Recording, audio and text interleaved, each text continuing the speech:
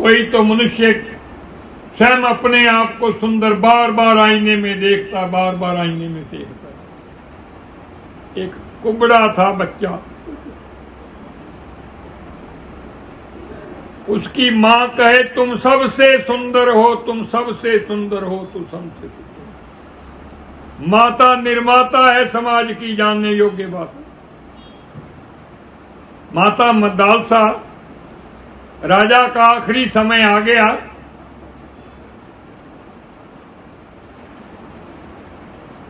राजा ने महारानी को बुलाकर के कहा मेरा आखिरी समय आ गया है महारानी, मैं जीवन में परमात्मा का दर्शन चाहता था, परमात्मा से मिलना चाहता था, भगवान मिलन नहीं हो पाया और मेरे पास किसी चीज की कमी नहीं। अपना जो राजकुमार है ना, इसे तुम परमात्मा का दर्शन जरूर करवाना, मेरी आखिरी इच्छा समझ करके। मेरे मरने के बाद तुम जरूर पूरी करना, जो मैं अपने जीवन में अपने लिए पूरी नहीं कर पाया। महारानी ने कहा, राजकुमार अब राजा बन गया है। महारानी ने कहा जाओ पता करो कौन परमात्मा का ज्ञातावान है। एक तपस्वी ऋषि वन के अंदर कुटिया है, वहां रहते हैं। पता चला कि वे परमात्मा के साक्षात दार्शनिक हैं। महारानी ने कहा जाओ लेकर के आओ उनको। राजमहल में रहे, और क्योंकि राजकुमार अब राजा बन चुका है, इसके पास समय नहीं है, वो अब राजमहल में रहे। और जो राजकुमार मेरा पुत्र राजा बन चुका है, इसे राजमहल में रह करके परमात्मा का साक्षात दर्शन करा। अपनी भारतीय संस्कृति की भारत की सत्य कहानी है, यहाँ की ऐसी कहानी हुई है, वो सुना रहे हैं आप, जोड़ जाड़ के कुछ नहीं सुना रहे। उस तपस्वी ने कहा भाई मैं नहीं किसी राजा को जानता, किसी राजकुमार को जानता, किसी ने भी परमात्मा का दर्शन पाना मेरी कुटिया में जंगल में ही आ जाए। इनकार कर दिया। उस ऋषि के इनकार करने के बाद बहुत तलाश की गई, कोई भी परमात्मा का ज्ञातावान ऐसा संत महात्मा ऋषि नहीं मिल पाया। महारानी को आकर के कहा राज दरबारियों ने कोई परमात्मा का ज्ञातावान नहीं मिला है महारानी। उसने बोला भी ढूंढो, मैंने राजा की आखिरी इच्छा पूरी करनी है। पता किया, एक 17-18 वर्ष की लड़की अपनी दोस्तों छोटी छोटी सहेलियों को, लड़कियों को लेकर के जो अपने से छोटी हैं, उनको परमात्मा की कहानी सुनाती है। आओ मेरे साथ बैठो, खेलो, मैं तुम्हें परमात्मा की कहानी सुनाती हूँ, परमात्मा से मिलना सिखाती हूँ, और साथ में खेलते हैं, नाचते गाते हैं जैसे बच्चे करते हैं। मंदालसा उसका नाम है। पता लगा, महारानी ने कहा चलो उसे राजवधू बना करके, बहू बना करके घर में ले आते हैं। हर समय दोनों इकट्ठे रहेंगे, राजा और मंदालसा हर समय बातें करते रहेंगे। बातों ही बातों में वो मेरे पुत्र राजकुमार राजा को भी परमात्मा से दर्शन करवा देगी। पति पत्नियों की तो बातें ही चलती हैं दोनों की, हर समय हंसना खेलना बातें करना। वो परमात्मा की बात सुनाएगी, मेरा राजकुमार समझ जाएगा पुत्र। शादी हो गई है। मंदालसा राजवधू बन के, बहू बन करके राजमहल में आ गई है। माता को नमस्कार करने के लिए जब बहू को लेकर आए, उसने कहा मंदालसा आज से ही लग जाओ इसी काम पर। तो मंदालसा ने कहा सुनो राजन, जब तुम पत्नी के पास होते हो, माता का त्याग, राज दरबारियों का त्याग, राजमहल का त्याग, सबका त्याग, केवल पत्नी का ग्रहण। जब पत्नी के पास, माता के पास जब होते हो, माता का ग्रहण, पत्नी का त्याग, समाज का त्याग, राज दरबारियों का त्याग, सबका त्याग। राजन जब तुम कोई फैसला सुनाने के लिए जाते हो, फैसले का ग्रहण, राज दरबारियों का त्याग, जो सिफारशी हैं हमारे आदमी का फैसला, राजन हमारी फैसले, हमारे आदमी का फैसला करना, ये हमारा रिश्तेदार नातेदार, उनका भी त्याग करता है जो फैसले की गद्दी पर बैठता है। सबका त्याग, पत्नी का त्याग, केवल फैसले का ग्रहण। राजन, संसारिक कार्यों का त्याग करना, परमात्मा के प्रति रुचि, प्रेम, अनुराग पैदा करके उसी खोज में लग जाना, इसी का नाम ही जीवन है, परमात्मा दर्शन है। लेकिन राजा समझ नहीं पाया। बहू गई है माता को नमस्कार करने कुछ दिनों के बाद। कहो मदालसा, उसने कहा माता सुनो बात, ये पूर्वले जन्म की कथा है। जिसने पूर्वले जन्म में चतुस्ते साधना साधी हो, उसे इस जन्म में शयने शयने परमात्मा दर्शन हो जाता है। किसी ने भांग की सामग्री इकट्ठी करके घोट करके पी ली, फिर नशा उससे पूछ करके नहीं चढ़ता, अपने आप ही चढ़ जाता है। इसी प्रकार परमात्मा का ज्ञान बचपन में जिसने सुन लिया है, धीरे धीरे उसकी मस्ती चढ़ती चली जाती है, विकार और अवगुणों से दूर होता चला जाता है, परमात्मा से मिलन, परमात्मा दर्शन हो जाता है। तुम्हारे वंश में कोई परमात्मा के दार्शनिक ही नहीं, किसी ने तपस्या ही नहीं करी, को साधन किया ही नहीं, न तुम्हारे राजकुमार ने, मेरे पति ने किया, ना तुम्हारे इसके बाप दादा ने किया है। मदालसा, तुम जरूर परमात्मा का साक्षात दर्शन करवाओ।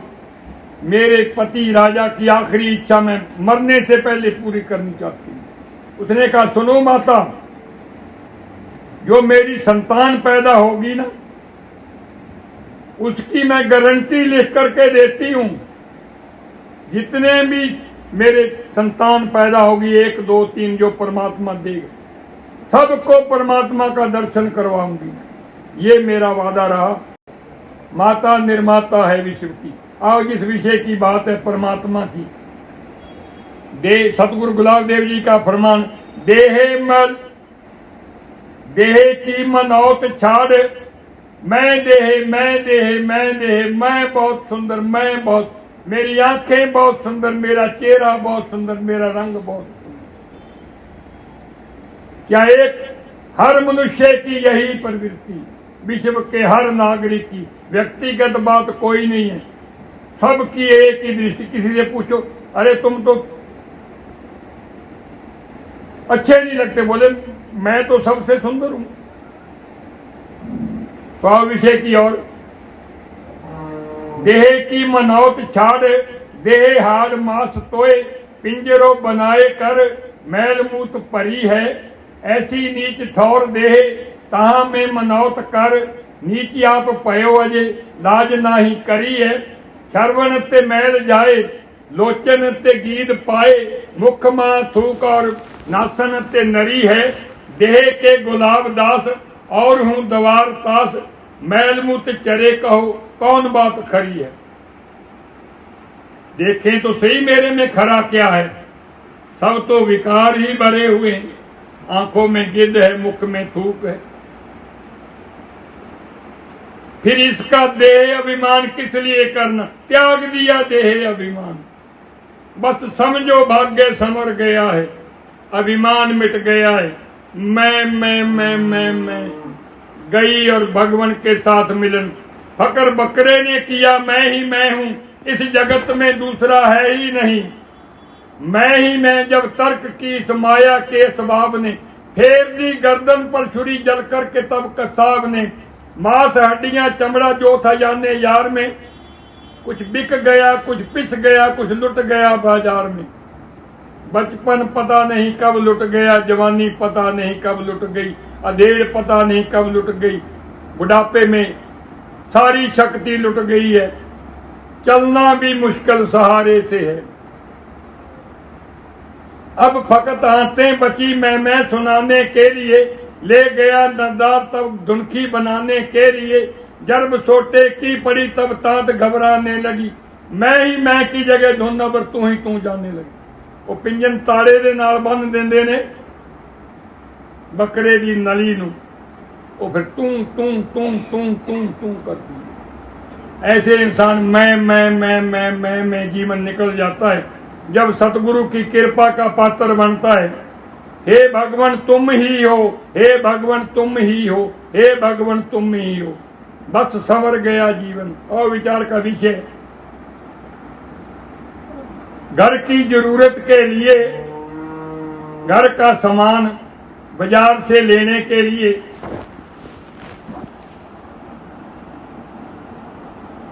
मालिक ने एक नौकर को भेजा, ये लिस्ट है, ये पैसे हैं,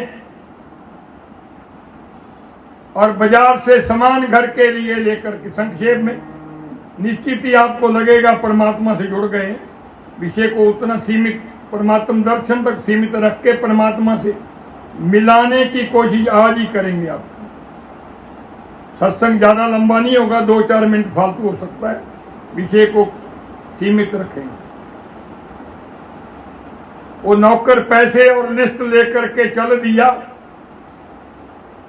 आगे गया, एक तमाशाई तमाशा कर रहा है, बहुत सारे लोग इकट्ठे हैं।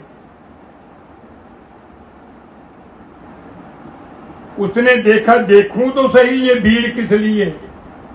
वो देखने लगा, वो देखता ही रह गया। एक ऐसा दृश्य, तमाशाई ऐसा तमाशा कर रहा है, उसको तमाशा सबसे अच्छा लगा। बात ही भूल गया कि मुझे मालिक ने पैसे दिए हैं और लिस्ट दी है बाजार से सामान लाने के लिए।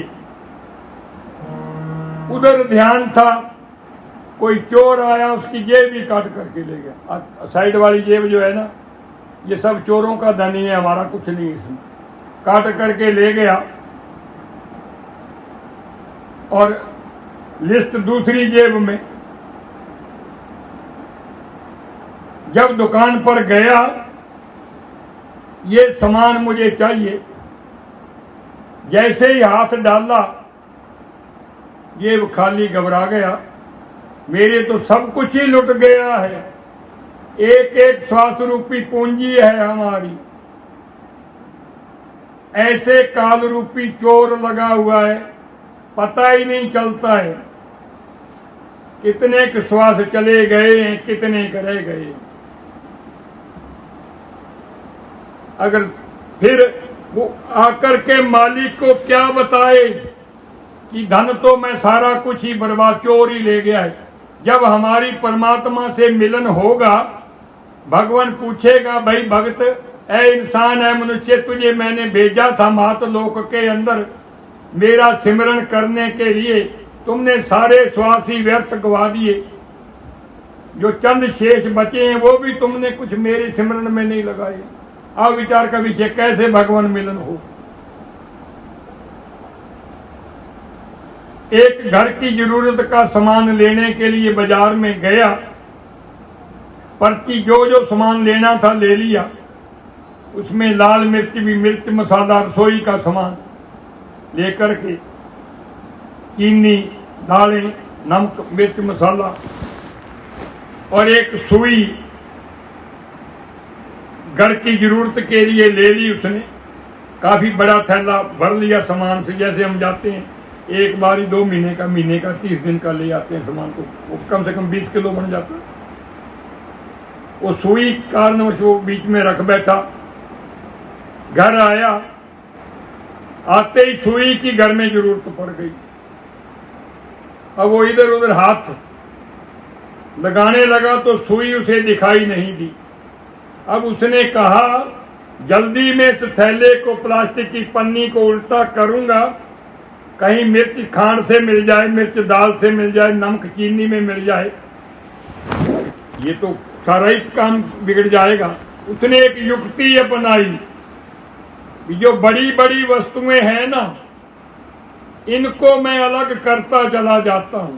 दाल को अलग कर दिया, मिर्च को, नमक, बड़ी बड़ी थैलियों को। युक्ति जैसे हम रसोई में बाजार से सामान लाकर लाइन में रख लेते हैं, अलग अलग रखता चला गया। नीचे सुई जो थी छोटी नीचे चली गई, अंत में सुई मिली। ठीक इसी प्रकार ये अंग रूपी बड़े बड़े सामान हैं हमारे। ये हाड़ बहुत बड़े हैं, मांस, नाड़ियां, नेत्र, नासिका, रचना, त्वचा, श्रवण, वाक, हाथ, पैर, गुदा, लिंग, मन, बुद्ध, चित्त, अहंकार, हृदय, फेफड़े, नाड़ियां आदि, ये सब समान है। एक और आपको बात बताते हैं। एक मकान है, 3 मंजिल मकान एक मालिक ने बनाया। एक नीचे एक कमरा, ऐसा मकान बनाया। हम नहीं ऐसा बनाते, लेकिन उसने ऐसा बनाया, जानने योग्य बात। एक कमरा बड़ा हाल, उसके ऊपर एक कमरा, उसके ऊपर एक कमरा और उसकी छत, ऐसा 3 मंजिल मकान उसने बनाया। बड़ा सुंदर मकान बनाया। अब वो जब नीचे की मंजिल में रहे, नीचे आ जाए तो ऊपर की दोनों खाली, बीच वाली में चला जाए तो नीचे और ऊपर की खाली, जब तीसरी मंजिल में चला जाए नीचे और बीच वाली खाली, जब छत पर चला जाए तो तीनों ही खाली।